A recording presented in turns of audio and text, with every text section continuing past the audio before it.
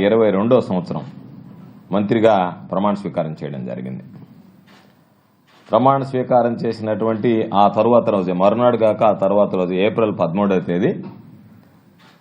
నాకు సంబంధించి నెల్లూరు కోర్టులో ఉన్నటువంటి కేసు ఏదైతే గతంలో సోమిరెడ్డికి నాకు మధ్య నడిచిందో నా మీద కేసు పెట్టాడో, ఫోర్జరీ డాక్యుమెంట్లన్నీ సృష్టించి ఆయన పొరువంతా తీశామని, దానికి సంబంధించినటువంటి బ్యాగ్ మాయం కావడం, దానిలోని కొన్ని పత్రాలు ఆ కోర్టు ఆవరణలోనే బయటపడడం, దాని మీదట కోర్టు ఆవరణలో బయటపడ్డటువంటి ఆ పత్రాల మీద వెంటనే పోలీసులు విచారణ జరిపి దీని వెనక ఉన్నటువంటి దోషులు ఎవరనేటువంటిది కూడా గుర్తించి వాళ్ళు ఆనాటి ఎస్పీ విజయారావు గారు పాత్రికేయుల సమావేశం ఏర్పాటు చేసి విలేకరుల ముందే అన్ని విషయాలు కూడా వివరించి వాళ్ళని రిమాండ్కు పంపించడం జరిగింది.